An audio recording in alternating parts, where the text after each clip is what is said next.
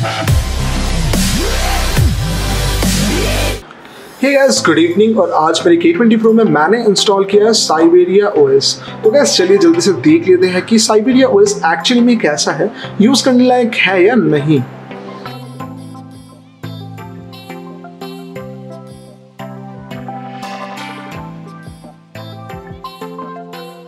तो गाइस अगर इस ROM के डिटेल्स के बारे में बात कर ले तो हम लोग देख सकते हैं साइबेरिया ROM जो है वो Android 10 बेस्ड है। साथ ही यहाँ पे जो साइबेरिया का वर्जन है वो हमें देख पा रहे हैं हम लोग यहाँ 3.6 है। और यहाँ पे जो सिक्योरिटी पैच यूज किया गया है वो है 5 अप्रैल 2020 का।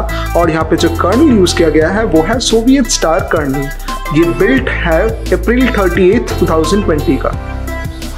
तो गाइस डिटेल्स के बाद अगर इस ROM के एक ओवरव्यू के बारे में हम लोग बात कर ले तो हम सभी देख पाएंगे कि ये जो ROM है ये एक्चुअली इसका होम स्क्रीन, इसका UI जो है काफ़ी ज़्यादा रिस्पॉन्सिव है, एनिमेशन भी काफ़ी फास्ट है, कोई फ्रेम ड्रॉप देखने को भी नहीं मिलता। यहाँ पे होम स्क्रीन पे जो हमें लॉन्चर देखने को मिलता है ये एक्चुअली है क्विक स्टेप लॉन्चर, जो मेरे को काफ़ी पसंद आता है। क्यों? क्योंकि यहाँ पे आप कस्टम आइकन पैक भी सिलेक्ट कर सकते हैं। साथ ही साथ यहाँ पे अगर आपको कोई एप्स हाइड करना हो या प्रोटेक्ट करना हो वो भी आप यहाँ में फ्लॉलेसली कर सकते हैं। हाइड एंड प्रोटेक्ट दोनों ही कर सकते हैं। प्रोटेक्शन में आप फिंगरप्रिंट को अप्लाई कर सकते हैं इस लॉन्चर में, तो ये काफ़ी एक अच्छी बात है। लेकिन अगर आपको सिंपलिसिटी चाहिए, एकदम इतना कुछ ऑप्शन नहीं चाहिए, सिंपल एंड फास्ट होना चाहिए, तो आप यहाँ पे पिक्सल लॉन्चर भी यूज़ कर सकते हैं। वो कैसे? ये ROM एक्चुअली GApps को इंक्लूड करके नहीं आता है, तो आपको OpenGApps का जिप अलग से फ्लैश करना पड़ेगा। तो OpenGApps के टाइम में अगर आप माइक्रो जिप यहाँ पे फ्लैश करेंगे तो आपको पिक्सल लॉन्चर का भी ऑप्शन देखने को मिल जाएगा। तो अगर आप चाहें पिक्सल लॉन्चर यूज़ कर सकते हैं या फिर ये दो ऑप्शन ही आपके पास हर टाइम खुले रहेंगे। तो इसके बाद ये तो हो गए इसके UI की बात। इसके बाद अगर हम लोग आ जाए इसके QS पैनल में, तो QS पैनल में हम सब देख सकते हैं ये काफ़ी एक फीचर रिच ROM है और काफ़ी सारे टाइल्स भी यहाँ पे है। जैसे अगर बात करें हम लोग तो यहाँ पे फॉर इंस्टेंस यहाँ पे FPS काउंटर के साथ साथ गेमिंग मोड भी यहाँ पे दिया गया है। Sound recorder and screen recording both यहाँ पे अवेलेबल है। इनफैक्ट यहाँ पे DC डिमिंग का भी एक टाइल हम लोगों को प्रोवाइड किया गया है। अगर हम लोग नॉर्मल एक्सपैंड कर दें इसे तो यहाँ पे ही खत्म नहीं होता। अगर आपका ये Mi 90 Pro या फिर चाइनीज K20 Pro हो तो यहाँ पे NFC का हार्डवेयर अगर आपके डिवाइस में रहे तो NFC का हार्डवेयर के लिए भी यहाँ पे QS स्टाइल यहाँ पे प्रेजेंट है। साथ ही साथ डेटा कार्ड को भी आप यहाँ पे स्विच कर सकते हैं, कलर भी इन्वर्ट कर सकते हैं और वेदर के यहाँ पे स्टेटस वेदर कैसा है वो भी आप यहाँ से जान सकते हैं। रीडिंग मोड के साथ साथ साउंड क्या होगा, CPU इन्फो के साथ साथ यहाँ पे language, screen stabilisation, tons of option यहाँ पे खुले हैं। Live caption, grey scale and focus mode जो कि digital wellbeing and digital device personalisation के ऑप्शन है वो भी यहाँ पे एकदम अच्छे से मौजूद है। तो QS स्टाइल काफ़ी फीचर रिच है यहाँ पे। और गेमर्स आउट देयर आप सभी के लिए FPS काउंटर गेमिंग मोड भी है ताकि आप लाइव FPS ट्रैक कर पाए, और गेमिंग मोड है ताकि आपको गेमिंग के बीच में कोई डिस्टर्बेंस ना हो। इसके बाद अगर सेटिंग्स में आ जाए तो हम लोग नेटवर्क एंड इंटरनेट पर देख सकते हैं वाईफाई एकदम प्रॉपरली वर्किंग है, मोबाइल डेटा में भी कोई प्रॉब्लम नहीं है, वोल्टेज भी एकदम प्रॉपरली काम करता है। मैं आप सभी को एक कॉल करके दिखा देता हूँ तो आपको पता चल जाएगा कि इस ROM में कॉलिंग का क्या सीन है। नमस्कार, वोडाफोने आपके साथ। आप सभी देख पा रहे होंगे कॉलिंग में ऐसा कोई प्रॉब्लम नहीं है, कॉलिंग काफ़ी फ्लॉलेसली होता है यहाँ पे। इसके बाद अगर हम लोग बात कर ले ब्लूटूथ भी एकदम अच्छे से काम करता है। साइबेरिया सेटिंग्स जो कि इस ROM का कॉन्फ़िगरेशन सेंटर है, यहाँ पे अगर हम लोग आ जाए तो काफ़ी सारे जगहों में आप यहाँ पे कस्टमाइज़ कर सकते हैं। ये ROM one of the most customisation rich ROM है मैं कहूँगा। यहाँ पे सिस्टम में अगर आप आ जाए तो जनरल ट्रिक्स के साथ साथ एनिमेशन बटन, यहाँ पे नोटिफिकेशन, काफ़ी जगहों में आप यहाँ पे ट्विक्स कर सकते हैं। साथ ही साथ यहाँ पे गेमिंग मोड को भी आप इनेबल कर सकते हैं एंड चेंजेस कर सकते हैं गेमिंग मोड के अंदर। तो इसके बाद अगर हम लोग आ जाए पैनल्स पे तो स्टेटस बार कैसा रहेगा, बैटरी या फिर क्लॉक का आइकन कैसा रहेगा वो भी आप यहाँ से कस्टमाइज कर सकते हैं। नोटिफिकेशन के साथ साथ नेविगेशन बार अगर आपको इन्वर्ट करना हो तो उसका भी ऑप्शन यहाँ पे मौजूद है। इसके बाद अगर हम लोग लॉक स्क्रीन में आ जाए तो लॉक स्क्रीन में आप यहाँ पे FOD आइकन पिक कर पाएंगे। इतने सारे ऑप्शन यहाँ पे गिवन है। साथ ही साथ यहाँ पे FOD प्रेस स्टेट बिहेवियर कैसा होगा वो भी आप यहाँ पे चेंज करवा। अनफॉर्चुनेटली यहाँ पे FOD एनिमेशन का कोई भी रिकॉग्नाइजेशन एनिमेशन जो हमें दूसरे ROMs में देखने को मिलता है वो यहाँ पे नहीं है, लेकिन कोई नहीं, सब फीचर हम लोग एक्सपेक्ट भी नहीं कर सकते एक ही ROM में रहेगा। लेकिन इस ROM में इसके अलावा काफ़ी सारे अच्छे फीचर्स हैं जो हमें दूसरे ROM में देखने को नहीं मिलते। इसके बाद अगर जेस्चर्स में आ जाए, जेस्चर्स में 3 स्वाइप टू स्क्रीनशॉट के साथ साथ स्क्रीन और पावर बटन टॉर्च का भी ऑप्शन है।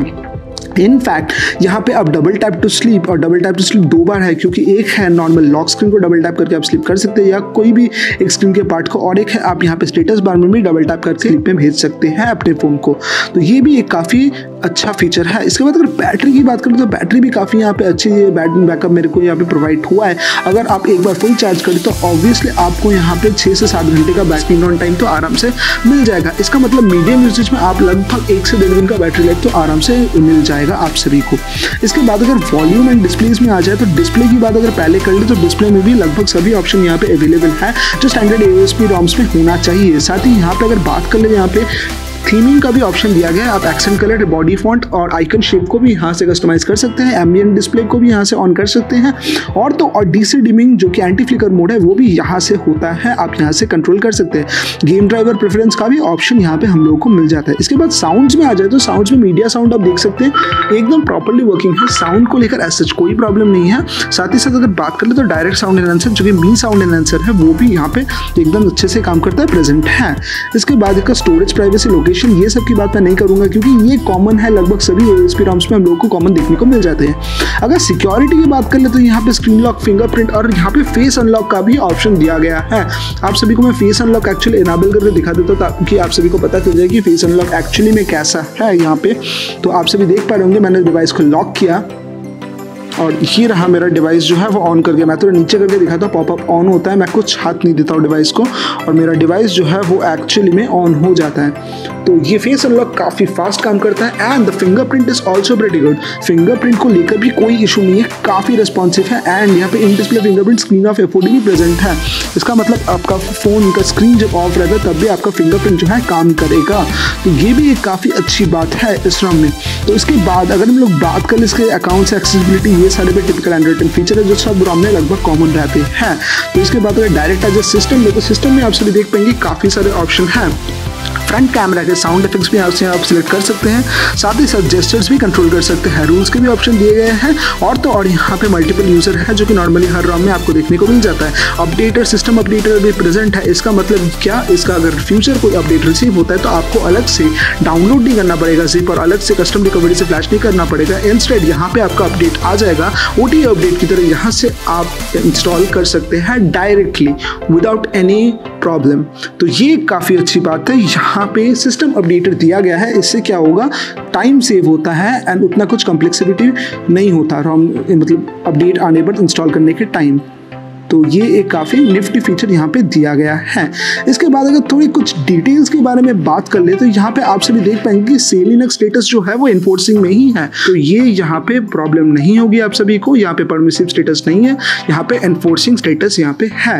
और ये लाइव स्ट्रीमिंग ऑप्शन जैसे नेटफ्लिक्स और ये भी आप यहाँ पे HD फुल HD में देख पाएंगे क्योंकि यहाँ पे वाइडवाइन L1 सर्टिफिकेशन है इस ROM में। सर्टिफिकेशन को लेकर भी कोई प्रॉब्लम नहीं है। यहाँ पे कैमरा भी एकदम अच्छे से करता है, कैमरा लेकर भी कोई प्रॉब्लम नहीं है। हाँ, अगर आपको कोई नॉर्मल ANX कैमरा या Gcam जैसे चाहिए तो वो आपको सेपरेटली इंस्टॉल करना पड़ेगा क्योंकि यहाँ पे प्री लोडेड नहीं आता। जो भी ANX कैमरा या फिर Gcam आपको चाहिए वो आपको अलग से इंस्टॉल या फिर उसका जिप मॉड्यूल डाउनलोड करके कस्टम रिकवरी से फ्लैश करना पड़ेगा। तो कैमरा का ये सीन है यहाँ पे। इसके बाद अगर आ जाए इसका मोस्ट क्रूशियल पॉइंट परफॉर्मेंस, मैं आप सभी को बता देना चाहता हूँ। आप सभी मुझे कमेंट करते हैं कि Geekbench स्कोर क्या है, लेकिन मुझे पता नहीं ये मेरे डिवाइस का कोई वियर्ड प्रॉब्लम हो रहा है या फिर ROM में कोई प्रॉब्लम है। Geekbench काफ़ी इसका लो आ रहा है, लेकिन इससे आप इसका परफॉर्मेंस तो प्लीज़ जज मत कीजिए क्योंकि मैंने आज 1.5 से 2 घंटा इस ROM में PUBG खेला एंड ट्रस्ट मी गाइस, जो FPS था वो 55 से 60 के बीच में था। डिवाइस हालांकि गर्म हो चुका था लेकिन FPS ड्रॉप नहीं था। Trust me on this guys, आप प्लीज़ बेंचमार्क को देखे फूल मत हो जाइए।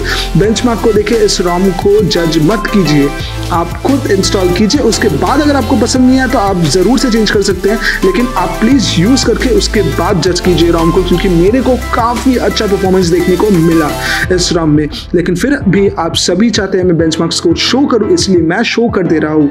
तो ये था इस ROM का एक डिटेल्ड रिव्यू।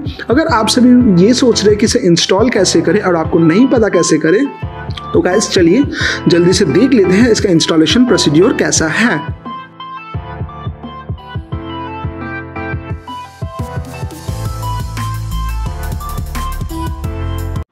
तो गाइस साइबेरिया रोम को इंस्टॉल करने के लिए हमें हमारे फ़ोन को जो है कस्टम रिकवरी मोड में ले जाना पड़ेगा। लॉक बटन और वॉल्यूम अप बटन को एक साथ दबाकर। और मैं करंटली अभी हूँ नाइट्रोजन ओएस पर और साइबेरिया ओएस को मैं इंस्टॉल करना चाहता हूँ मेरे K20 Pro डिवाइस में। तो आपको एक चीज़ थोड़ा ध्यान में रखना पड़ेगा, साइबेरिया ओएस जो है वो ओएस वेंडर के ऊपर बेस्ड है।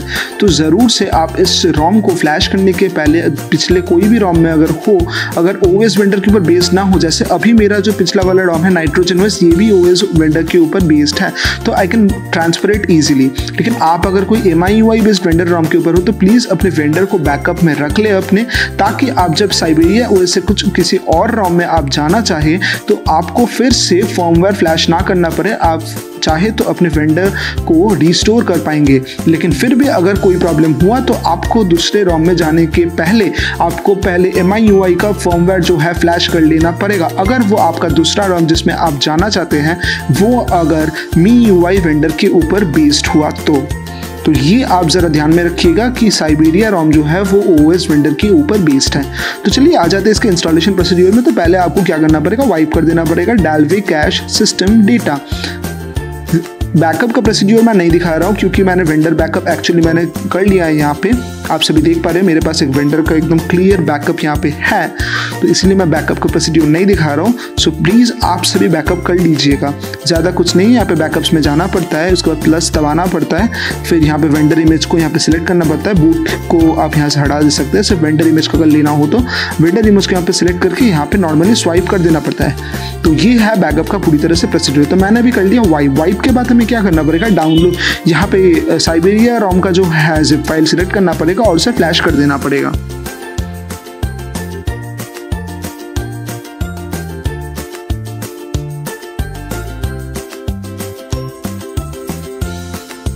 तो गाइस हम लोग यहाँ पे देख सकते हैं हमारा साइबेरिया रोम का जो जिप फाइल है वो सक्सेसफुली हो चुका है फ्लैश। तो साइबेरिया रोम में एक्चुअली GApps इंक्लूडेड नहीं होता, ये एक वैनिला वर्जन है। तो आपको OpenGApps का जो जिप फाइल है वो डाउनलोड करना पड़ेगा और अलग से फ्लैश कर देना पड़ेगा। तो यहाँ पे मैंने डाउनलोड करके रखा है, मेरा ये माइक्रो का है। आप नैनो, पिको या माइक्रो में से कोई भी एक जिप डाउनलोड कर सकते हैं। मेरा रिकमेंडेशन ये 3 टाइप के जिप में ही है, उससे बड़ा साइज मैं रिकमेंड करूँगा कि प्लीज़ आप डाउनलोड मत कीजिए क्योंकि उससे आपको फर्दर प्रॉब्लम्स हो सकते हैं।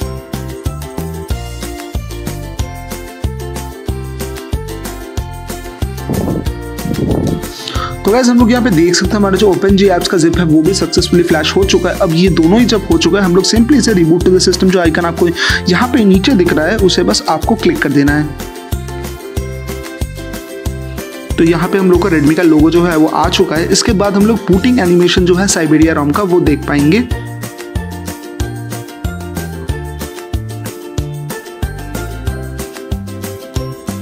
तो ये रहा साइबेरिया रोम फर्स्ट बूट हो रहा है हमारे रेडमी K20 Pro में। तो फर्स्ट बूट थोड़ा सा ज़्यादा टाइम लेता है, फर्स्ट बूट कंप्लीट होने तक हमें थोड़ा सा वेट कर लेना पड़ेगा।